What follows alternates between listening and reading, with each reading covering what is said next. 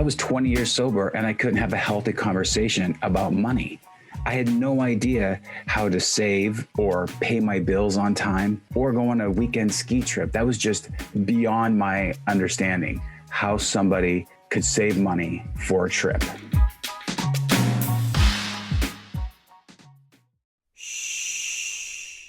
Welcome to the Secret Life Podcast. Tell me your secret. I'll tell you mine.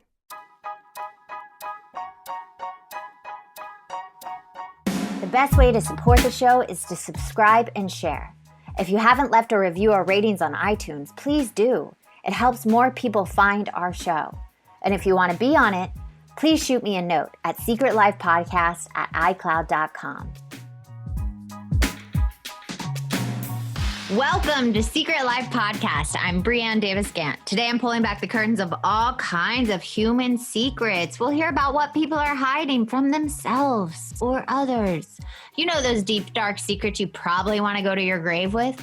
Or those lighter, funnier secrets that are just plain embarrassing.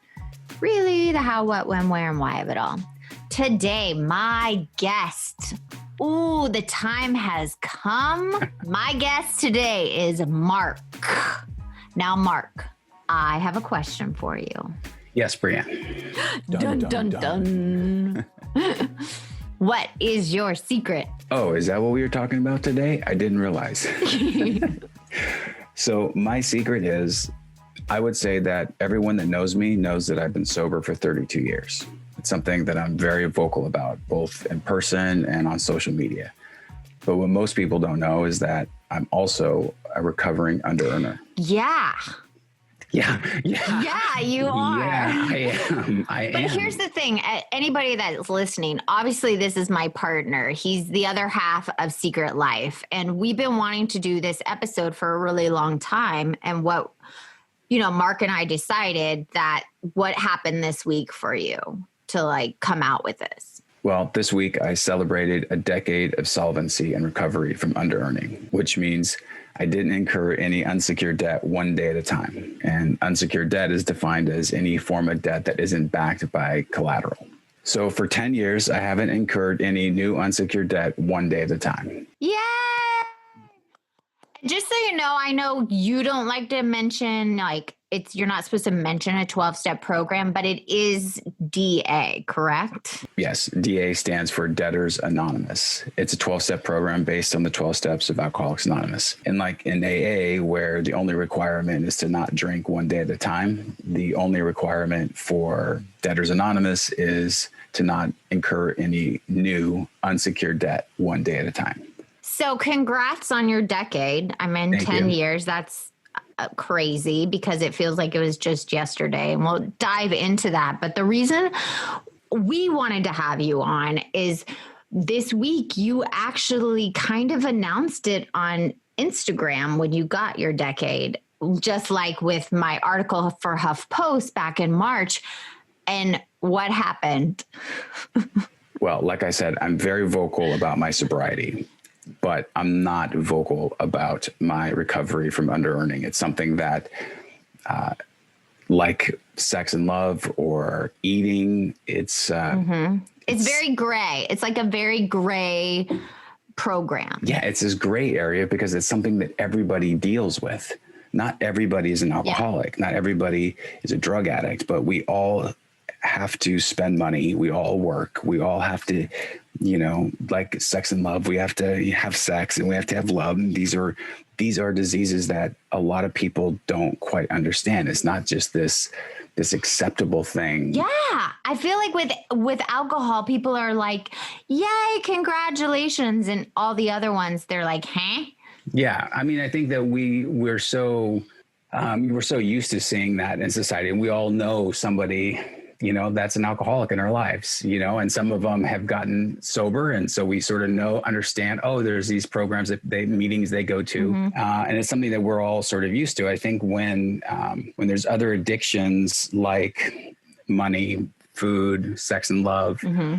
those are things that are just, like you said, they're gray. They're not so cut and dry, but you're not consuming anything specifically that's going to AKA kill you. Kill me or give me a DUI, which is going to then, put me in prison and things like that. But here's the thing, and I have to cut you off, is like I've said before, more people are murdered and killed and commit suicide over money and sex. Absolutely. But I'm saying as a society, that's not something that we admit or at least understand. I think it's more about understanding. I think it's the understanding. Yeah. And I think that's why, you and I wanted to do this episode. And I just want to also just take a beat to say that this has been such an incredible experience, working on this podcast with you, just to have you decide to write a book. And, I don't know who encouraged you to do that, but whoever it was very, very smart. He's a very smart man. Very smart man. And he totally knew what he was talking about. But for you to write the book, then, to publish this article, the HuffPost, to basically out yourself. Yeah. And, and like you said, you're sort of leading that up to me about putting myself out there with, my issues with money. Is, so when I posted that, nothing happened. Like nothing happened. Nobody cares. Nobody cares. Nobody really, the world didn't stop. Yeah. The handful of people that, commented on it or, sent me a thumbs up. Great. Whatever. It's like, it's so not important, but there is always this shame. And that's really where it's come from for me is the shame about, I feel like I should know how to do it. Right. Like everybody else knows how to, balance their checkbook, and other people are successful and they have like this careers. But they don't. Here's the thing. I've met so many people, even myself, that was not taught to me. There should be a class in school that teaches you to open a credit card right when you get out of high school, to, start building your credit, to then balancing a checkbook, seeing how much you make. That is not taught to us unless your parents do it. No. And and at the same time, I got a credit card right out of high school, basically, but that doesn't mean that I knew how to use it. And that's what I mean. It's to use it to build credit, not use it to go buy a bunch of crap you really don't need. Right. And never want to pay it because I feel like, it's free money. And so, and that's like literally how I felt about it. So wait, I want to kick it back to where this all started. Like, when is the first time you realize that there was an addiction to money or an imbalance in your life? Right. So it's not an addiction to money. So what it is. Well, I'm addicted to money. I think that I just outed myself. Well, for sure. I mean, for sure. I'm like a addiction to money and hoarding money. Yeah. Yeah. And so for me, it's hard for me to talk about money. There was always like tightness in my chest or my throat that I would feel. And it's at the bottom of that is all about self-worth. Yeah. And about my value and about, is there going to be enough for me? Do I deserve it? Have I worked hard enough? You're do I need to like work the harder? hardest worker I know. Well, thank you. And I don't know if that's a good thing, but I do work really hard, but I'm more willing to work hard under earning. It's safer to, let's say, do props, which is what I was doing for a long time, or art direct. It's safer and easier to have a hustle and make the money that way than sit down and commit to writing every single day and coming up with a pilot and having a pilot that I can then get out to all these people that I know and hopefully get work out of it. And that's what I'm saying is like, when it comes to that kind of thing, like getting to the point where.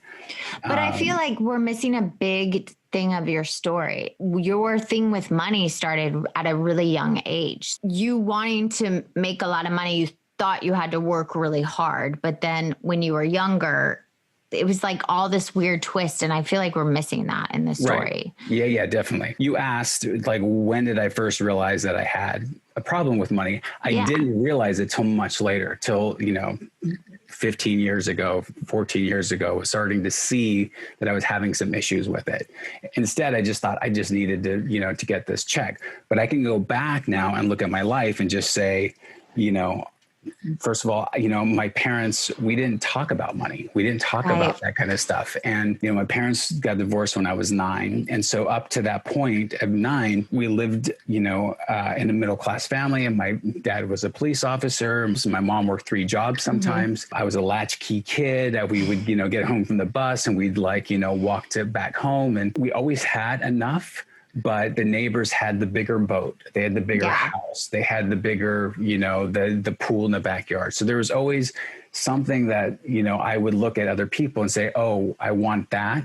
And so until I have that, then I'm not good enough, Right. And so the first time there was an opportunity for me to earn money besides chores and, mowing the lawn of neighbors and stuff was, I had a friend that was delivering newspapers and, I think he was probably 10 and I was 9. And he came home one day, we were like at the pool, and then he went and like bought all this candy, and we went to his house and he had like all this candy and stuff in his room. I was like, what is all this from? He's like, oh, I have a paper out. So I get, I collect money and I get, whatever, $40 a month. And so he ended up moving and I slid in and took his paper out.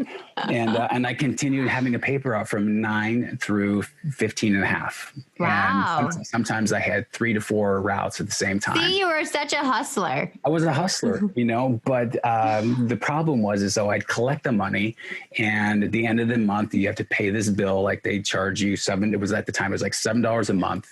I remember the $7 a month. And, let's say I had 50 people. And so, of that $7, maybe $5 would be towards the bill, like how much and the $2 would be profit for the carrier, me. But there were other people that paid 3 months in advance. So I sort of had this extra money kind of thing. And what I decided was, well, I have this extra money for next month. So I'll collect some more money. I can just use some of that towards my little profit that I was going to have.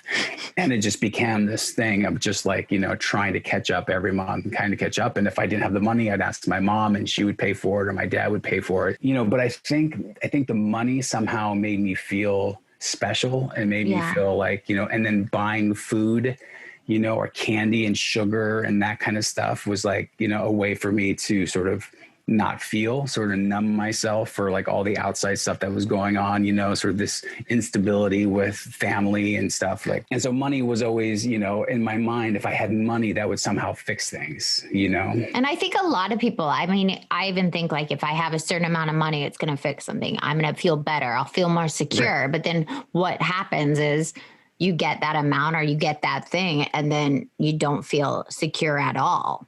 And it's like, then you set another bar for another thing or another amount of money. But we have not discussed, and I know this story, but the listeners don't. So it's time to tell when the shit hit the fan. What made you decide to really look at, okay, something's going on with me and my money managing and my life is unmanageable? So I think there's a combination of things, and it all started, I would say, around 12 years ago. And that definitely started while we were together, where I had never lived with anybody before. So here we are basically 3 years into a relationship that I was paying for a majority of our shared expenses, and yet like I never, I worked so hard, I'd have money, I'd make a certain amount of money, and then it just would be gone. Then it's like I'd spend it and that kind of thing. And so I think a lot of people probably feel the same way. Like they make money and then it's just gone and they don't know what they spent it on. Yeah. And I think that there was a part of me that, I never felt like, oh, well, there's a solution, because I felt like, well, that's freelance. This is freelance. I worked freelance and actors. It's like, it rains and then it pours and then it's like a drought. And so for me, I never had sort of the tools to be able to say, how do I save for not the rainy day, but for the drought days? And I never had those skills. So on the outside, all these things were happening and I couldn't pay my bills. So I would go to friends to like borrow some money, get me to the next month, or I would get a job, do like a design job or photography job, but I would have them pay me first and then like months later finally get to the job if I ever did it. And so that just like, it felt so bad as that was happening. And there was a part of me that said, if I just made it, if I just got this big paycheck, that was going to be the thing. And I was working really hard on this project and it was getting close. It's called Abandoned Way. And, this check was going to be coming in. It was going to be this big check and it was going to like fix me. And I was in a meeting of AA, and this woman finished her lead. And at the end, she said, but I just want to say, like, I really owe my sobriety and my life to Debtors Anonymous. So thank you guys. Thank you very much. And I was like, wait, what? What? What's Debtors Anonymous? I've never even heard of that. Yeah. And her whole thing was about this abundance in her life and the shift in her living her vision. And so we talked afterwards. She's like, yeah, I know. I've been 20 years sober too, and blah, blah, blah. And this is what this is what it was like. So I was 20 years sober and I couldn't have a healthy conversation about money. I had no idea how to save or pay my bills on time or go on a weekend ski trip. That was just beyond my understanding, how somebody could save money for a trip. And you and I didn't discuss money either. So it's not like I was a partner where I was like, hey, let's discuss money and have a healthy conversation about it. No, and we can talk about how that didn't happen for a long time for both of us, but probably not until recently. Yeah. And so I went to these Debtors Anonymous meetings for like the first 3 months, and the check came in, and I was like, as soon as that check comes in, I'm going to make sure that I like put 10% here, 20% here, 33 here, 33 here, and that's what I'm going to do. And I did that, and then the job started. And I stopped going to the meetings, and I basically every morning I'd wake up and I would check Bank of America and look at my account. And all I did was just watch my account go down. As I was like doing this job, I was doing nothing else to earn any more money. I was like focused on this job. This was the big job. This was the big check. And I found myself to the day that I went in there the first time. So in 2009, I went in April, and it took me a while to get there. And then there I was in April 2010, and the same thing. I was down to zero, and what had happened? Nothing had changed. Right. And so I was, the story as it goes, I was in Canada at this festival, being for these being celebrated on a panel, talking about how awesome, I am for creating my own show and blah, blah, blah, blah, blah. Blah, blah, blah. I literally have like $25 in my bank account, maybe 35. I have a bad check that goes through, and I have no money. Like, I'm up there with no money, and you call me and say, our water shut off. Yeah. And there's a 3-day notice to quit on our door. And that was sort of was the bottom for me, where it was just like, I had to come home and I had to tell you, I haven't been paying the rent. I can't figure out how to do this stuff. And still, I never said, you need to give me money. Yeah, it was still like, as for me, it was like, I needed to be the guy that like provided. And, you were definitely at that time. Yeah, I was definitely, I'll own my own crap.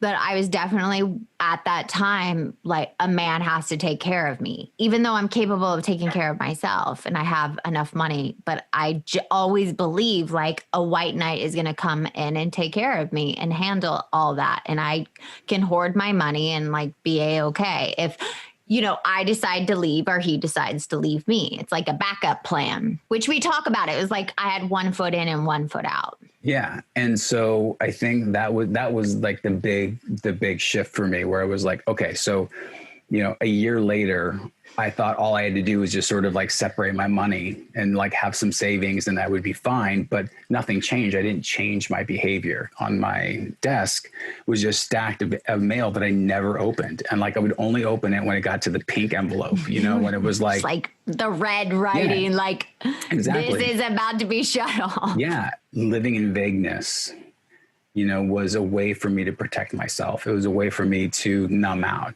It's almost like I write this whole chapter, and I talked about it the other day, and we've talked about it. It's like not wanting to adult up, not wanting to take responsibility. There's a part of you that wants to like still kind of be a child and kind of like finagle your way out of it. And so this is like the big shift for me, is going to the program and really owning that. And the first thing they do is have you just have clarity on money, and to be able to like just write down every penny that you spend and every penny that comes in. And quickly I would see that I was like spending way more than I was bringing in. Mm-hmm. And so, there was they called a pressure relief group, and I had these, a man and woman sit down with you, you look at your numbers and you go through all these, the list of what you're spending, what you're making, and then also sort of what your, goals are for the month or whatever for the year. Mm-hmm. And she's looking through everything and she says, so it doesn't, where do you make the most money? I say, well, when I'm acting, that's like where I make the most money. She's okay, great. But like, where do you normally make the most money? Like, what's the most consistent? I was like, well, like when I do props. And she's like, okay, so you should probably do more props. I was like, no. See, I came into this program because I want to be like an actor, writer, director, producer, this big, I have like a vision for my life, and it's not doing props. So she's like, okay, it sounds like you're not really willing to earn. And I was like, I'm the hardest worker that you know. Like I will. And I went through this whole thing. She was like, okay, so do more props then. I'm like, but here's the thing I love. It's not saying you have to stop living your dream. It's just you have to responsibly take care of yourself, as adulting up.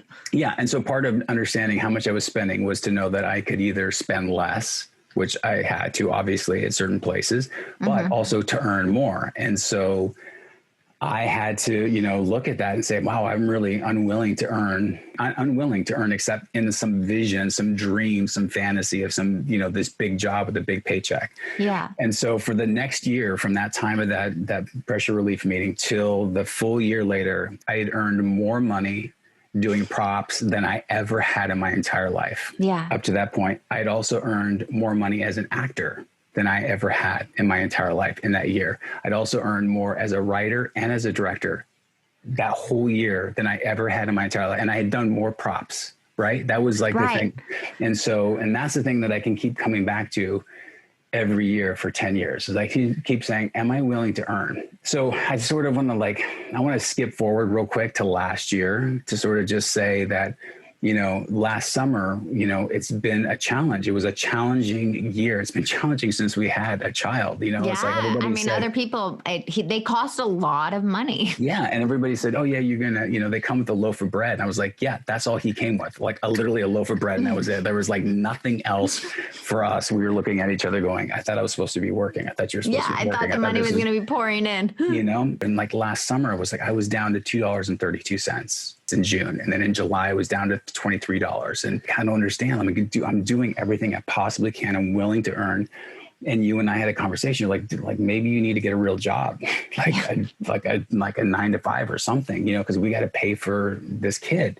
Yeah. And so, what I realized at the same time was like, I had been writing and I'd been directing, and it's like, I need to put myself out there in a much bigger way and ask for those kind of jobs while I'm willing to earn, while I'm willing to do those other things. And I found myself in a situation where this job was coming up that was like a full-time job. And you said, let's at least meet and see what they say. And so I met with them and I was like, you're like, I don't know how to do this. I don't know how to do this. This I'm is like, you'll figure it out. It's like in Culver City. How am I supposed to do this thing? And so, they end up not giving me the job. They're like, oh, the guy's not leaving. So, but we still want to hire you to do something. So what about doing this? And it was like, I don't know how to do that. I don't know how to do this kind of job. I said yes. And I think the willingness is there. That was the willingness to say yes, but to step out of my comfort zone, to do something that was towards the vision, to be writing, so from last year until this year, and even through the pandemic, this has been probably the most abundant. I mean, since 10 years ago, like it's been such this incredible abundance, and with the time. And I think abundance sometimes everybody thinks is money. And for me, I've always been taught abundance is sort of this 3-sided triangle, and it's love, time, and money. Sometimes you don't get all 3. And if you can just get 2, you're golden. There is abundance that can still be had, and it has nothing to do with the outside. It has nothing to do with money. It has nothing to do with my bank account. And at the same time, there's bills that need to be paid, and I have to show up for that. Yeah. And that responsibility. And I think the other thing I want to talk about, and I do want to go into my favorite question, but the other thing I want to talk about is like your willingness to have the ugly conversations with me that make us both uncomfortable. Talking about money, especially like your background and my background, it's very uncomfortable because how we grew up, they didn't talk about money. So I think what's changed this last year is both willingness to have those ugly conversations that people don't want to have. Yeah. And I think that you and I we've grown so much over the years. And, and one of the things, 10 years ago, they said, so wait, you pay for everything? So what is your girlfriend? Does she not pay for anything? So no, not really. She has her car and her insurance and stuff. Because part of me feels like as a man, I'm supposed to take care of the woman. Because that's what society tells you too. Yeah.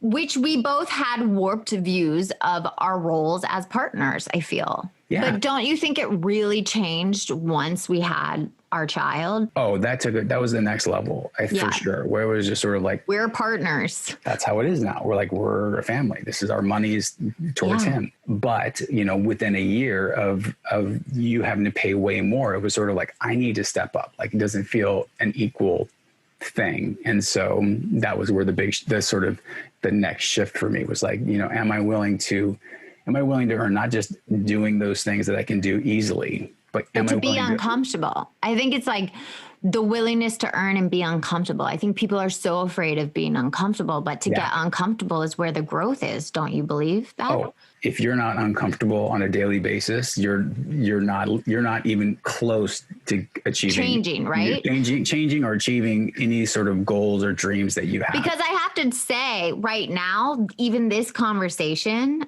is making me uncomfortable. And every time I get on the podcast with someone, I'm uncomfortable. And I think that's where the growth is. You are willing to get uncomfortable because it feels like you took the ego and you brought humility in it, which you hated that word. He hates that word more than anything.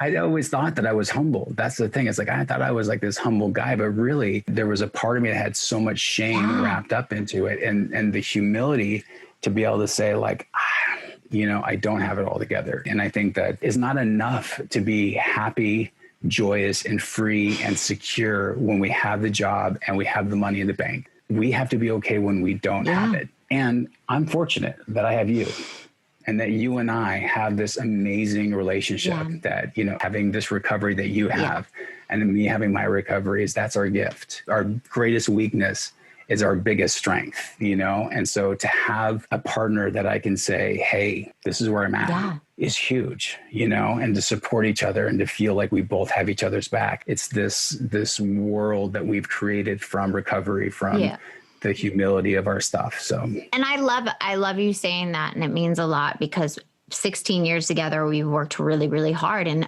like, if you're listening right now, the money thing, if you're struggling with your partner and you're not communicating about money, it's baby steps. I just want to say that like it took baby steps for us, took baby steps for you to step into your power and say, I need help with this. Like, it doesn't make me less of a man to ask for a balanced relationship. And me also letting go of the fantasy someone was going to fix me or always, take care of me, which I can take care of myself. But it took baby steps. And each time we took another step forward, that's like made us more connected, made us more partners, made us great parents together, I can say. But so I always like to ask this 7 deadly sins question, which because you've edited every single episode for Secret Life podcast. But I want to know, where do these tie for you with money, with under-earning, with feeling worthless? So let me name them for you. We got pride, greed, lust, gluttony, envy, anger, and sloth. I mean, obviously pride and envy and gluttony and sloth, with that sort of the secret really affected my pride. It was all based on pride. I didn't want people to know that I had like an issue. This flaw that to me, I felt like everybody sort of knew it except for me. You know what I mean? Everyone had this secret, how to make it or make money or, live. Or just, I never understood how people could go on a ski trip. Like up until I was like 35 years old, like still like, how do people go on a ski trip? Like, how do you have money for that? So really my life became small because I was so afraid of people finding out I didn't have money. I was so afraid of putting myself out there. There was never any satisfaction. And that's what we've been talking about. It's like, it doesn't matter. Like, can I be okay today? Is today enough? And don't you think that it ties to, and I think this is the last thing, like gratitude, like you're missing the gratitude. And I think that's what you and I discussed the most. Like, where's the gratitude with what is right now?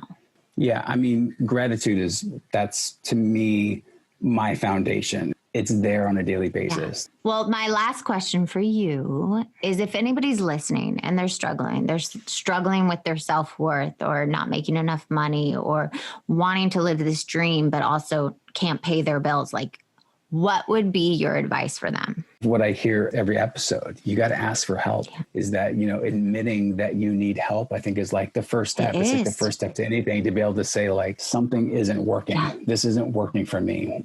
I know that for me, I can't do it alone. And so I've never been able to do it alone. Matter of fact, I can't do it alone. Well, thank you for coming on. I am so grateful for you. I'm so grateful for you, and I love you. And I'm so proud of you and everything that you're doing, and this podcast, your book, who you've become over this, 16 years. I'm looking at this as not the same little girl that I met. And I'm definitely not the little boy that you met, who thought he had his shit together. So.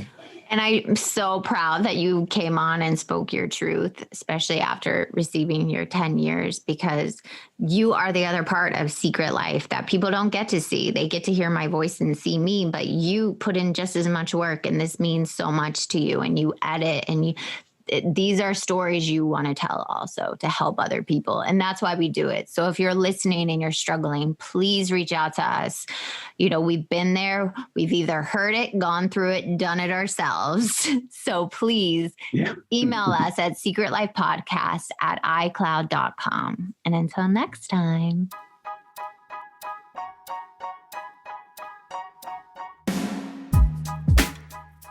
Thank you again for listening to Secret Life Podcast. Please subscribe, share, send me a note, and you can always support the show with a donation on our site, secretlifepodcast.com. Until next time, bye.